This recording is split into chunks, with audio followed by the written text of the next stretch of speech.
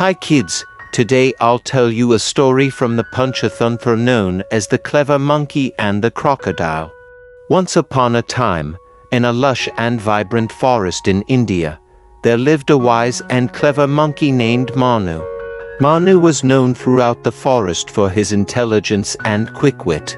He spent his days swinging from tree to tree, playing with his friends, and enjoying the bountiful fruits that the forest provided.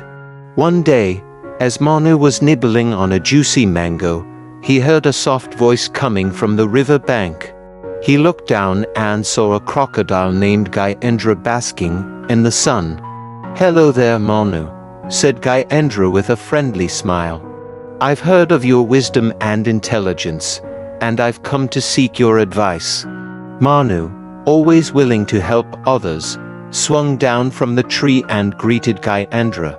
"Of course, Gyanendra," he replied. "What troubles you?" Gyanendra explained his dilemma.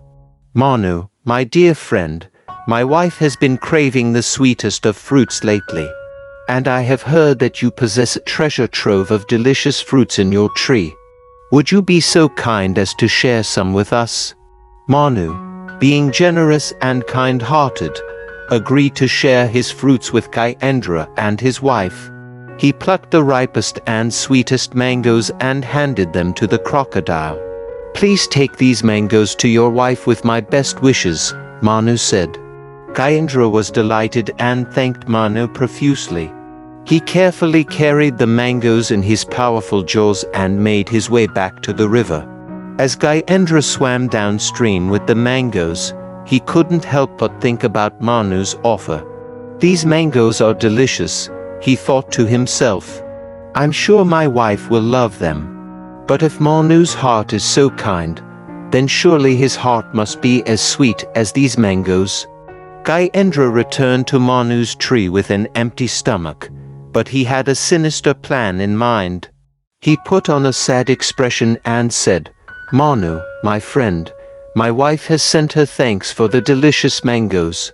But she also mentioned that she craves the taste of your heart, believing it to be as sweet as these fruits. She insists that I bring it to her."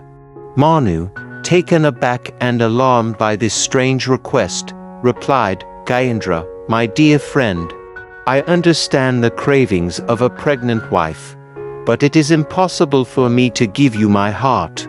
Without it, I would not survive."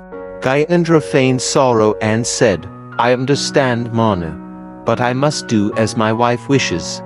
I hope you can find it in your heart to forgive me." Seeing Gyanendra's determination, Manu began to think of a clever plan to save himself. He said, "Gyanendra, I am more than willing to give you my heart, but it is not with me at the moment. I left it in a safe place on a nearby tree while I was enjoying the mangoes. Let me retrieve it, and I will gladly give it to you." Gyanendra, believing Manu's words, agreed to wait by the tree. Manu, quick and agile, swung to another tree and watched from a safe distance. Once Manu was safely out of Gyanendra's reach, he called out, "My dear friend, I must apologize. I have realized that I cannot live without my heart, and it is impossible for me to give it away." Gyanendra, feeling foolish for his gullibility, became enraged. "You have deceived me, Manu," he shouted. "You will pay for this." Manu, using his cleverness, replied, "Gyanendra, my friend, I did not deceive you. I merely used my wit to save my life. If you wish to take revenge, I understand, but before you do, consider this. Is it worth losing a friend over a foolish request? We have shared many moments of joy and laughter. Is that not more valuable than a piece of my heart?" Gyanendra paused, his anger subsiding as he reflected on their friendship. He realized the wisdom in Manu's words and felt ashamed of his greed and deceit. "You are right, Manu," Gyanendra said with remorse. "Our friendship is indeed more valuable than any fruit or heart. I am sorry for my actions." Manu forgave Gyanendra and invited him to share the delicious fruits from his tree whenever he pleased. The two friends, wiser from their experience, continued to enjoy each other's company, and their friendship grew stronger with each passing day. The moral of this story is that greed and deception can lead to the loss of something far more precious than any material possession: friendship and trust. Manu's cleverness saved him, but it was his wisdom and forgiveness that mended the bonds of friendship with Gayendra. So kids, did you like that story?